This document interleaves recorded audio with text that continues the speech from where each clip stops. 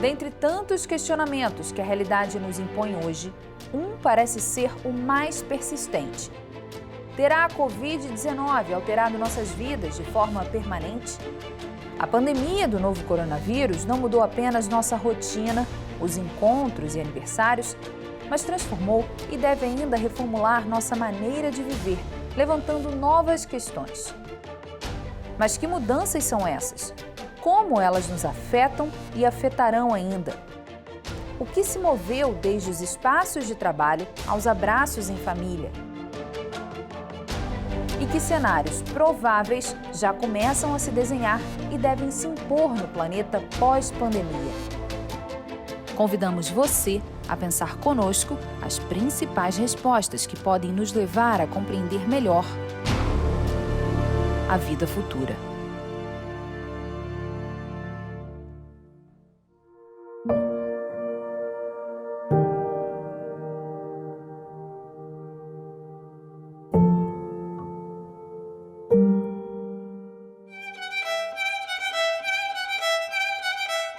A pandemia de Covid-19 levantou muitas questões para a ciência da saúde. Uma das mais inquietantes diz respeito à imunidade adquirida hoje e no futuro. Tanto a busca por uma vacina quanto os estudos sobre a capacidade de cada ser humano reagir ao vírus de maneira diferente têm sido objeto de pesquisa científica, enquanto todos aguardam por respostas o mais rapidamente possível. Essa procura provocou uma cooperação científica global jamais vista. Editores de artigos e de jornais internacionais passaram a permitir o acesso gratuito às suas publicações e a troca de informações entre médicos atuantes na linha de frente do combate à doença e os cientistas e pesquisadores foi fundamental no combate à crise sanitária. Se esse tipo de prática irá perdurar nos mesmos moldes, não sabemos. Como também não é possível supor o tempo de duração da circulação do novo coronavírus. Mas pense, enquanto se perseguem respostas aceleradamente, muitos dos nossos hábitos de saúde já mudaram. Por exemplo, a necessidade de se usar máscaras nas ruas e em ambientes fechados. O item foi incorporado à chamada etiqueta social, uma vez que preserva quem utiliza, ao mesmo tempo em que resguarda e respeita o próximo.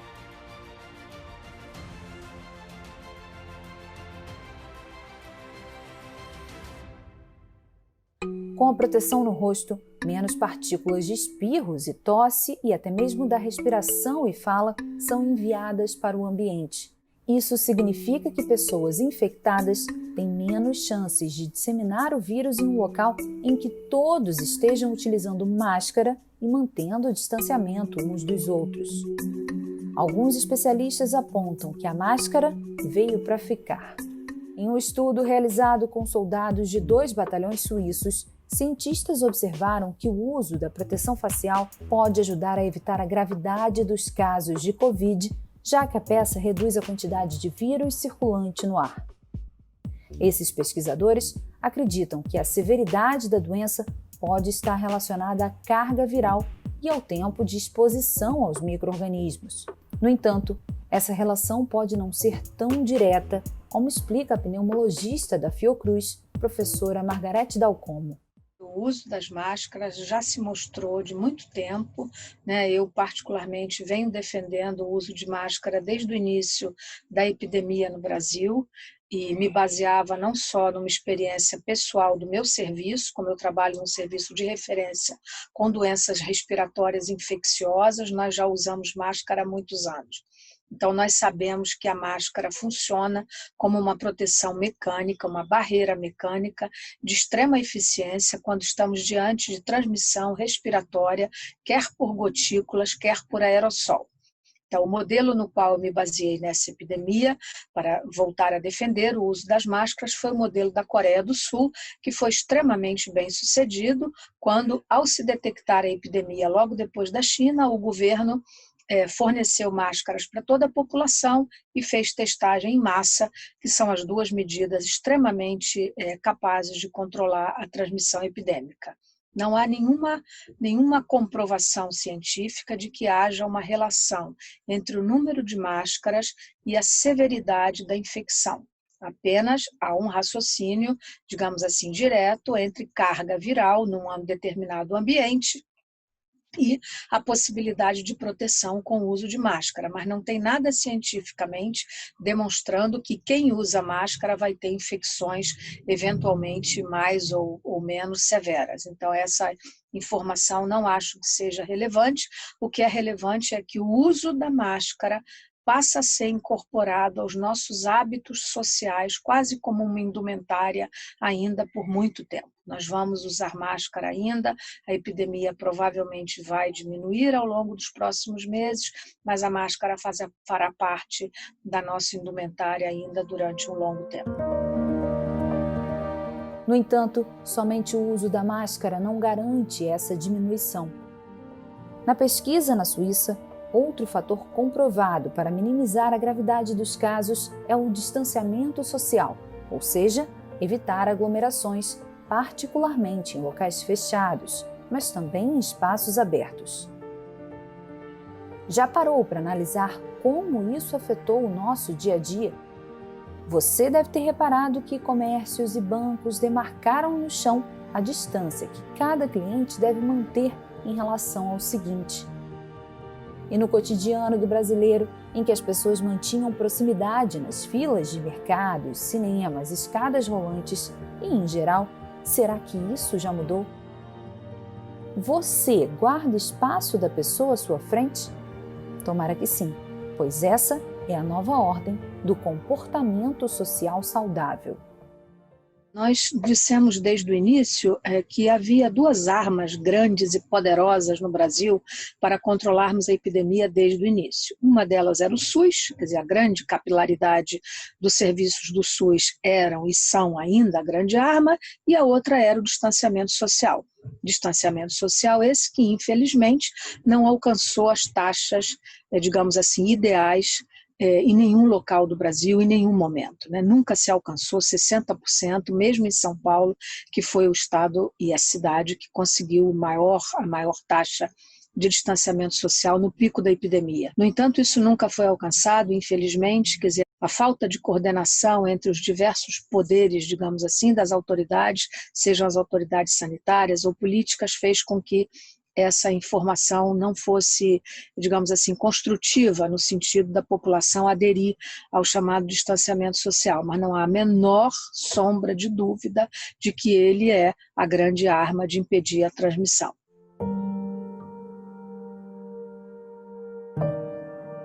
E o quanto isso modificou a forma do brasileiro agir? Vivemos em um país onde beijos e abraços são gestos comuns no trato social. Será que o distanciamento prejudicou nossa afetividade?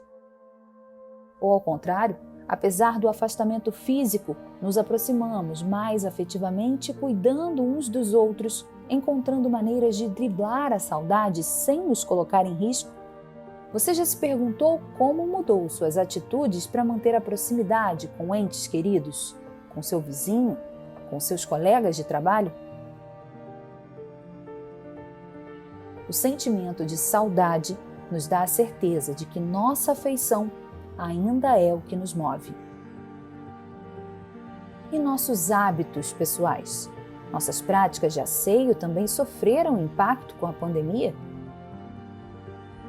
Higienizar os produtos que compramos não era, até pouco tempo, algo comum.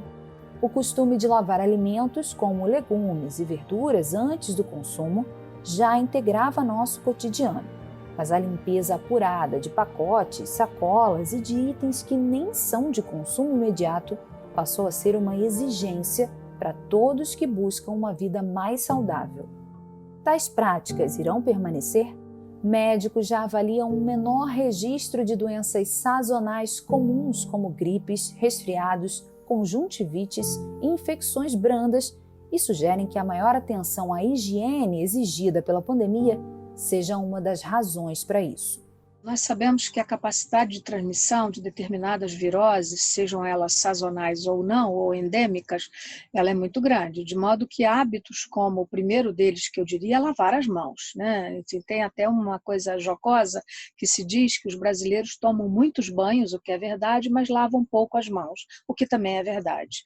Então, lavar as mãos é um hábito extremamente necessário, muito mais do que passar álcool gel, que depois de algumas vezes de uso pode criar até uma camada que contamina nas mãos, mas lavar as mãos com água e sabão, água corrente, é o hábito mais higiênico, né? Não só quando nós vamos a algum local, quando botamos a mão sobre determinadas superfícies, como balcões, hastes, alças de transporte coletivo, manipular dinheiro, manipular objetos de locais públicos, mesas, enfim, tudo isso, lavar as mãos é o hábito mais recomendado.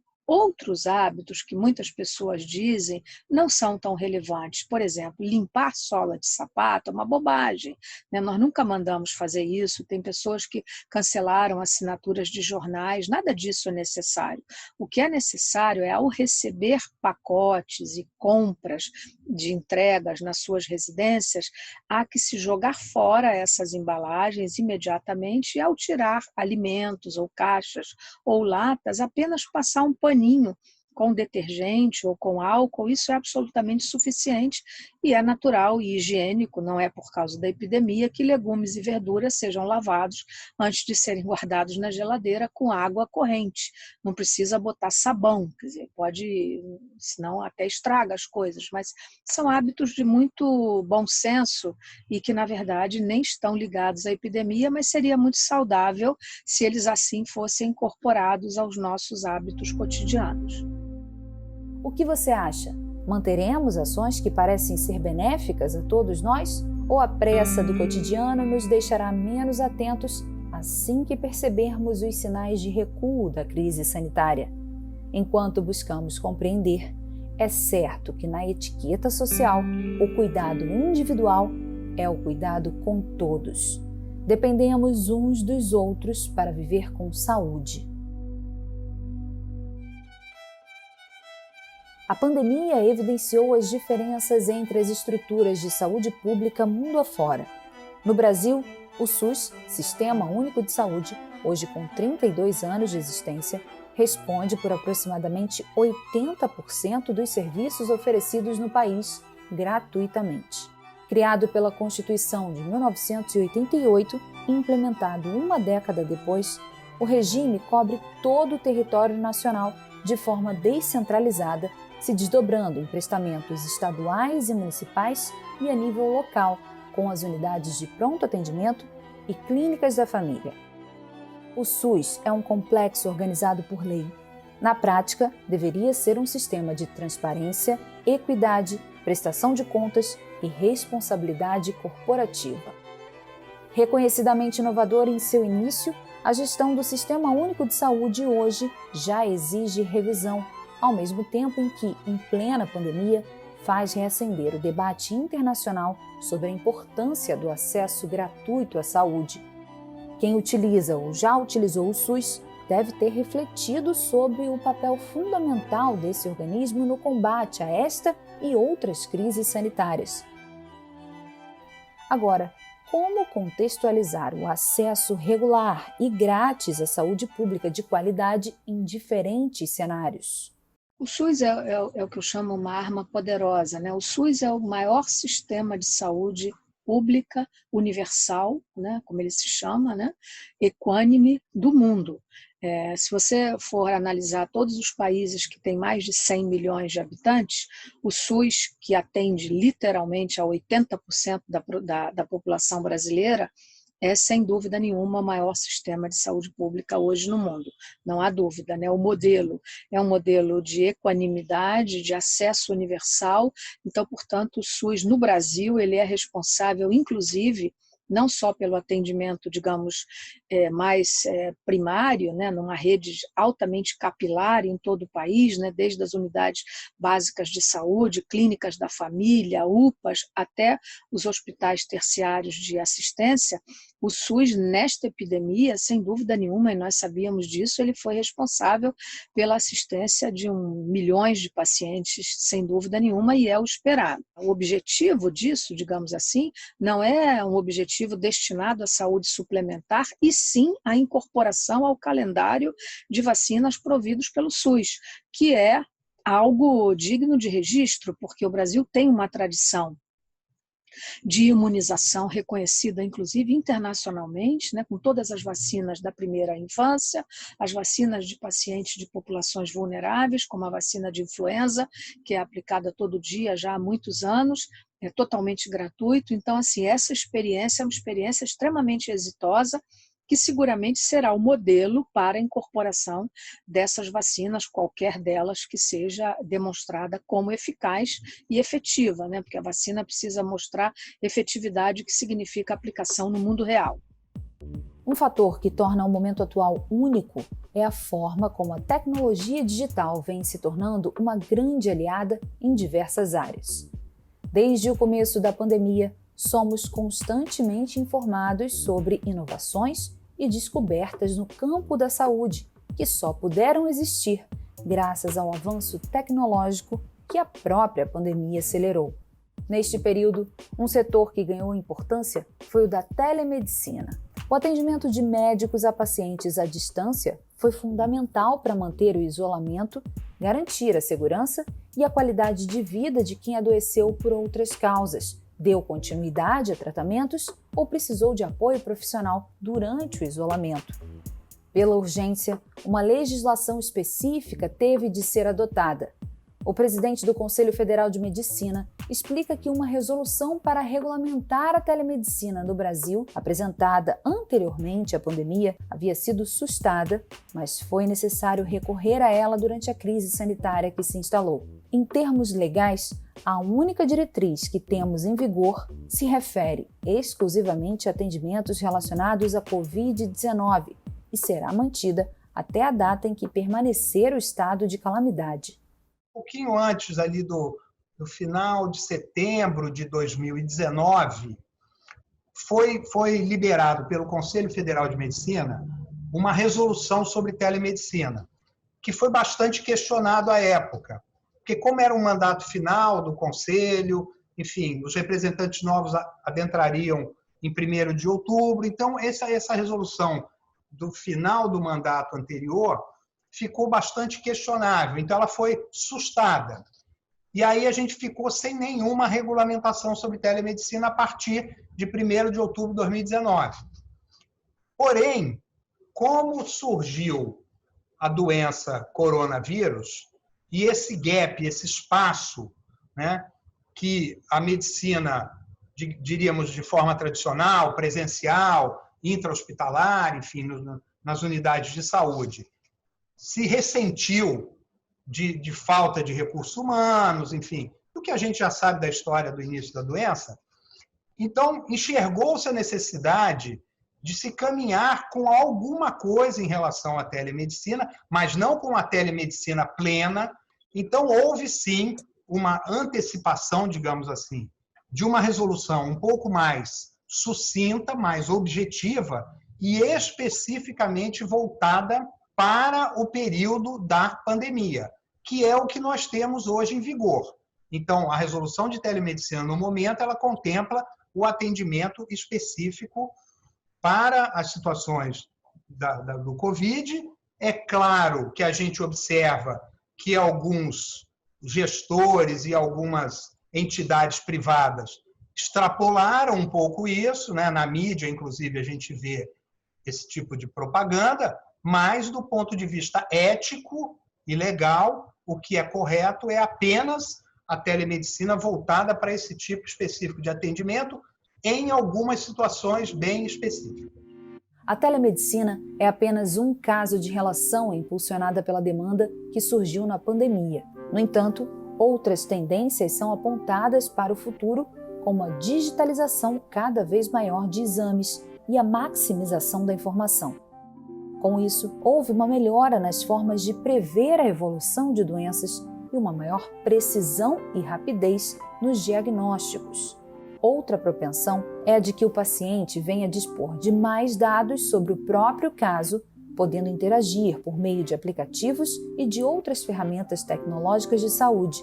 A telemedicina, como recurso adicional, usada para preencher os espaços deficitários dos serviços de saúde, sem substituir o atendimento presencial, é bem-vinda. A telemedicina vem exatamente para adentrar esse espaço como um colaborador. Então, ela vai, nesse segundo momento, entre o queixo inicial do paciente e a ida a um hospital, a um pronto-socorro, o paciente tendo acesso a um profissional de saúde que possa te ajudar, possa ajudá-lo a nortear um caminho até a chegada, de repente, na unidade de saúde, ele vai fazer uso disso com o intuito de favorecer o paciente, né? Então, a gente também precisa tirar o estigma, e aí, novamente, as mídias nem sempre nos ajudam, porque parece que a finalidade da telemedicina, essa que a gente vê de propaganda ampla, televisiva ou em rádio, é que o custo é baixíssimo, que equivale a uma consulta médica por valores ínfimos, e não é isso que a gente quer da telemedicina.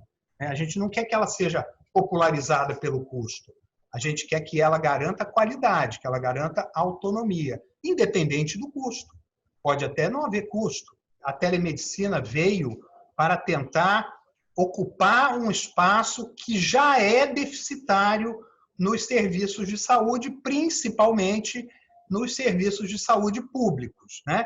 Então, a presença dessa regulamentação da telemedicina nesse momento atual seria para suprir um déficit de demanda que a gente observa ao longo do tempo, né, nas unidades de saúde, pronto-socorro, então voltado para essa abordagem mais específica. Por isso que realmente foi uma resolução também bastante específica. Ela não é uma resolução ampla de prática médica, ela está voltada exatamente para o problema da pandemia.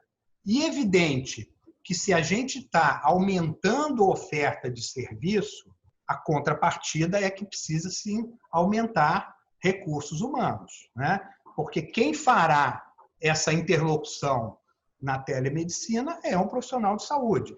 E, de forma adequada, a gente entende que deva ser o médico, né? Até para ter resolutividade, para adequar resultado, solicitação de exame ideal, ou, se for o caso, instituir terapêutica própria. Então, sendo um profissional médico ali na ponta desse atendimento da telemedicina, a chance dessa consulta realmente não gerar mais demanda na sequência da cadeia de assistência se torna mais real. Se você colocar um profissional intermediário apenas para uma orientação inicial, pode ser que esse paciente, além dessa consulta, ainda vá demandar outras seguintes com outros profissionais. Então, a ideia central é, óbvio, que se aloque profissionais para esse tipo de atenção e que esses profissionais tenham uma resolutividade que permitam, aí sim, desafogar aquela outra ponta que a gente viu no início da pandemia, que eram as UPAs, os hospitais de pronto-socorro superlotados, porque não tinham um atendimento inicial que pudesse ser feito, pelo menos de forma segura, à distância. Está previsto também que haja uma maior interação entre as infraestruturas de saúde, desde o atendimento médico ao laboratório. A chamada medicina colaborativa permitiria uma maior participação de especialistas em tratamentos e diagnósticos, pesquisas e produção de artigos a partir da digitalização de dados, que podem ser disponibilizados em nuvem. Como médica e professora, Margarete Dal Como ressalta a importância desta ferramenta, especialmente para as regiões mais remotas do país. A telemedicina é, sem dúvida nenhuma, sobretudo naqueles locais de pouco acesso, os locais onde não há uma presença, digamos, universitária forte, um acesso grande a serviços de saúde. A telemedicina, ela já vem passando por um processo, a meu juízo, muito saudável no Brasil de regulamentação. Ela poderá ser muito útil, sim, né? Nós sabemos que um médico atendendo um paciente numa região remota que tenha dúvidas, que possa fazer consulta a outros colegas, a outros serviços, no sentido de referenciar esse paciente ou, eventualmente, as ações e os procedimentos que ele está conduzindo, da mesma maneira ensinar a alunos em regiões remotas com pouco acesso. Eu não tenho dúvida de que a telemedicina, o que ela precisa ainda é de uma regulamentação muito clara e que tipo de conteúdo pode ser passado de maneira útil, de maneira, digamos assim, legal, né, no sentido da legalidade, né, e no sentido de qualidade desse conteúdo, porque a telemedicina ela não pode virar uma panaceia, né, para suprir as deficiências de um sistema educacional, enfim, complexo, né, educacional e de fornecimento de serviços. Mas a telemedicina, se bem utilizada, ela pode inclusive ser incorporada ao SUS de maneira muito, muito útil. Por exemplo, eu vou dar um exemplo, né, enfim, em cidades onde o controle epidêmico funcionou bem, quer dizer, havia uma certa adaptação do que nós chamaríamos de telemedicina, né, com uma agilidade muito grande nos procedimentos diagnósticos, nessa volta dessa informação ao usuário. Então, assim, eu não tenho dúvida de que sim, eu acho que ela veio para ficar assim. E quanto ao perigo de os pacientes se tornarem reféns da telemedicina, seja pela pressão das operadoras de saúde ou mesmo por uma deficiência no serviço público? O temor é exatamente esse, ou seja, é o plano de saúde, os operadores de saúde pararem ou deixarem ou dificultarem a oferta de consulta presencial, repetimos, que é a consulta ideal, né? A relação médico-paciente, ela se faz através de uma linha do tempo. Você conhece o paciente, colhe a sua história, faz o seu exame clínico, solicita exames complementares, conclui por um diagnóstico, institui uma terapêutica apropriada, observa a resposta a essa terapêutica, e aí sim você fechou um ciclo de consulta médica. Porque a gente tem a ideia de que a consulta médica é aquele momento em que está paciente e médico frente a frente, quer seja numa cadeira do consultório ou numa tela de um programa de vídeo. E não é real. Nós temos essas etapas todas necessárias. A exigência de que o papel de fiscalização dos conselhos regionais e federal de medicina se tornem mais rígidos aumenta. É necessário que haja uma regulamentação muito clara e que garanta a prestação do serviço e conteúdo de qualidade. A gente recebendo demandas que mostrem que esse caminho não está correto, seja do ponto de vista individual, um médico foi denunciado por um paciente, ou do ponto de vista institucional, ou seja, um plano de saúde que propaga na televisão uma consulta a preços ínfimos sem a presença de um médico.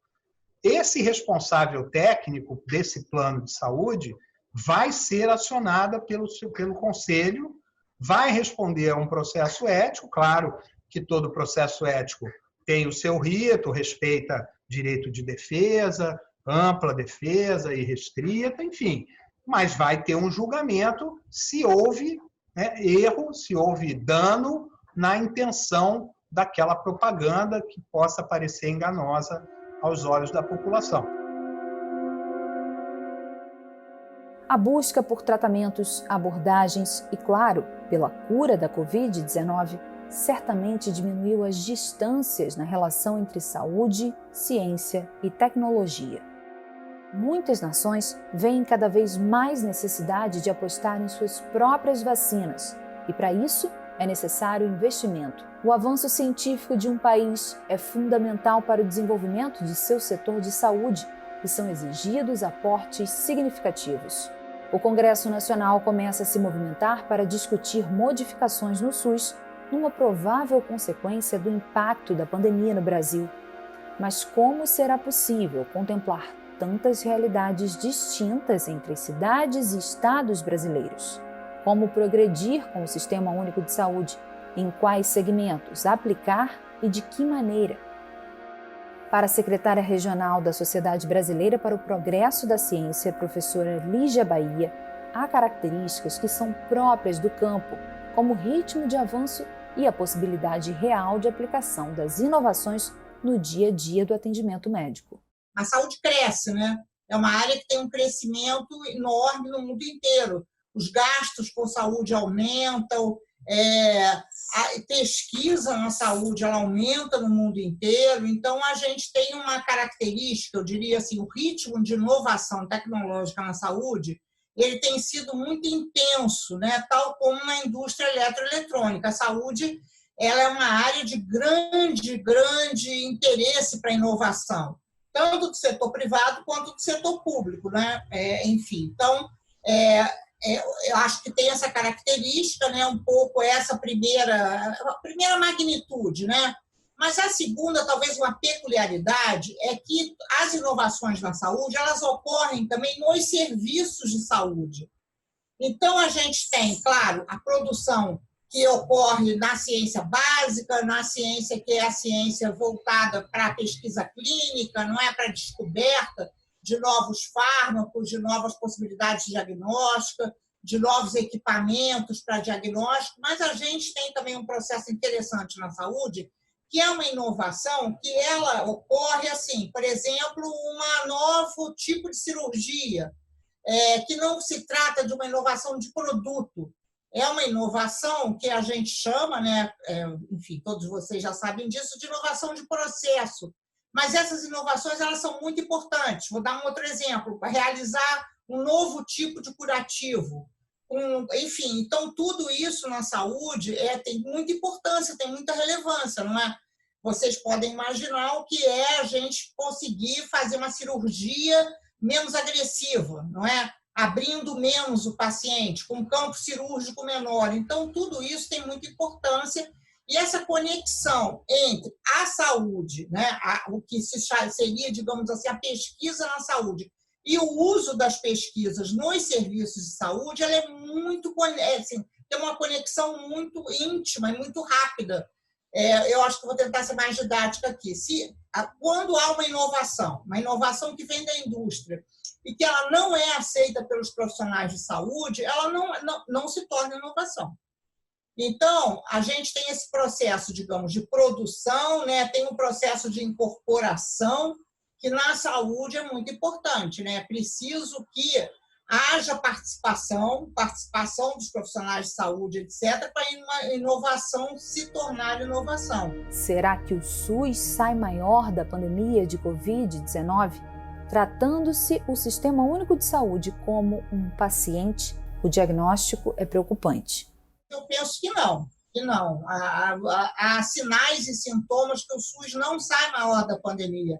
E seria muito difícil mesmo que isso acontecesse, né? Embora houve mais dinheiro para o SUS, houve maior aporte de recursos para o SUS, mas uma crise, a gente está vivendo uma crise econômica, uma crise política, uma crise social, uma combinação muito dramática, né? Aumento das desigualdades no país, e não há política social que dê conta disso, né? Não há política social que consiga, digamos assim, se contrapor a essa desigualdade imensa que o Brasil tem, né?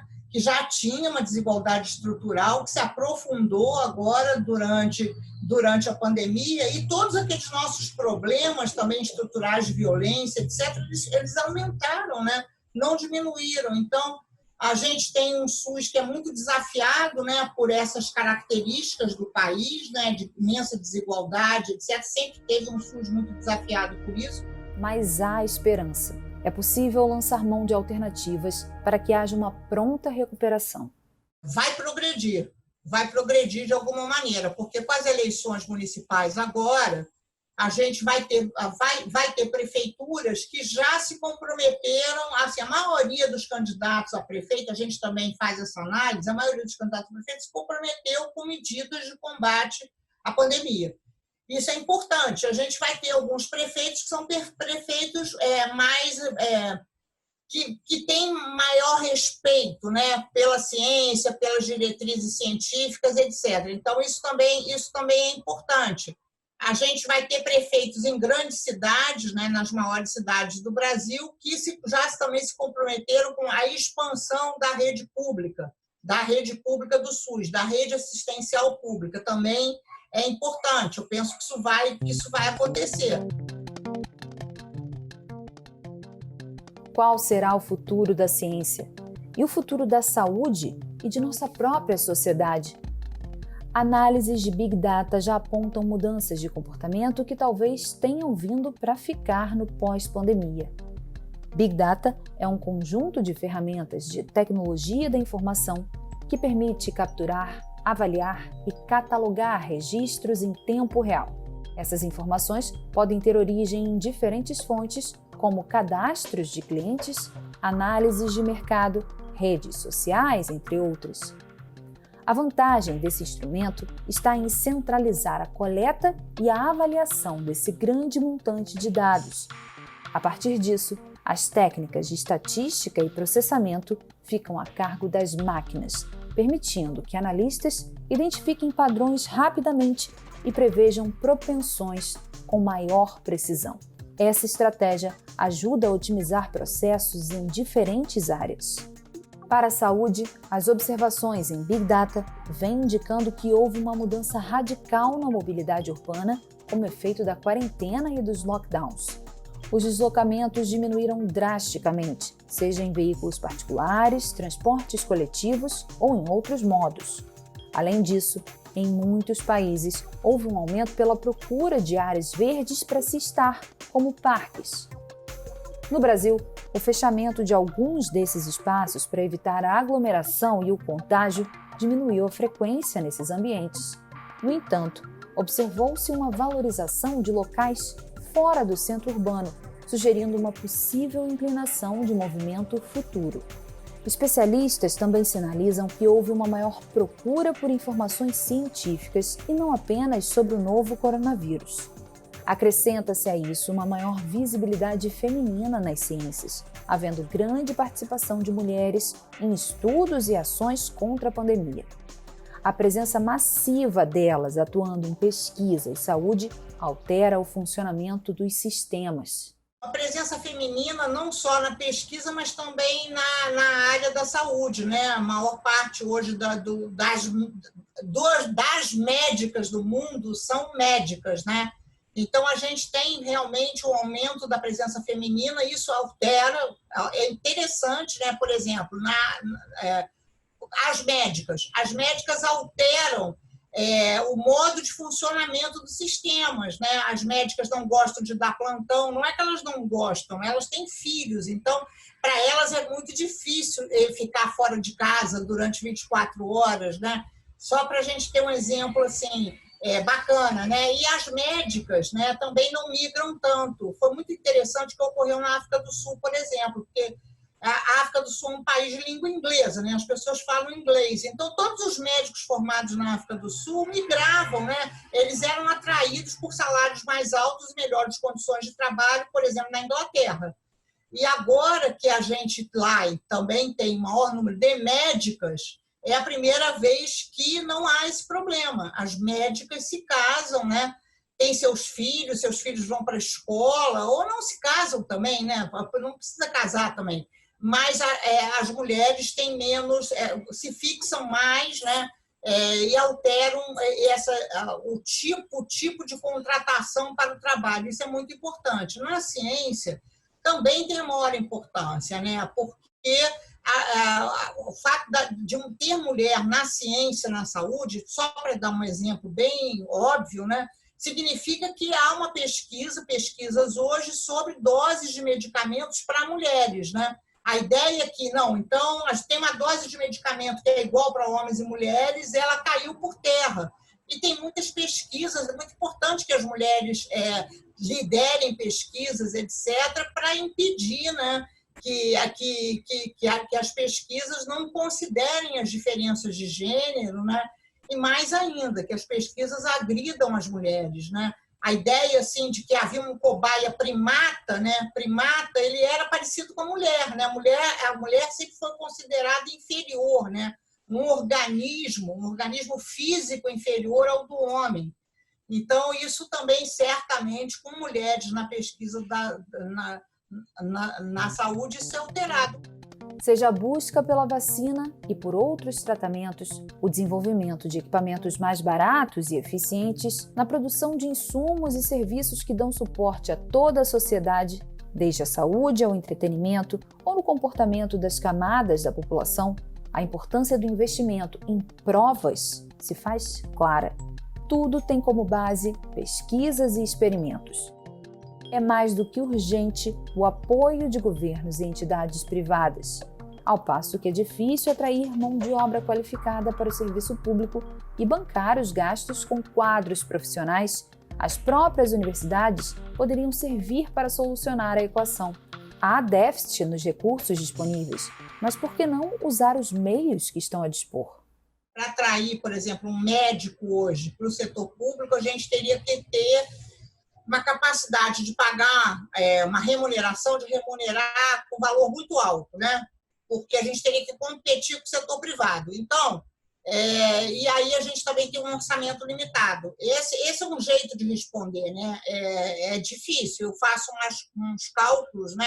Se a gente pagasse para cada médico, incluindo todas as obrigações trabalhistas, etc., se a gente pagasse para cada médico brasileiro R$15.000 e para cada enfermeiro brasileiro, digamos, R$9.000, o orçamento do SUS já explodiria. Então, só para a gente ter uma ideia, eu acho que é preciso que essa realidade ela seja melhor compreendida, né?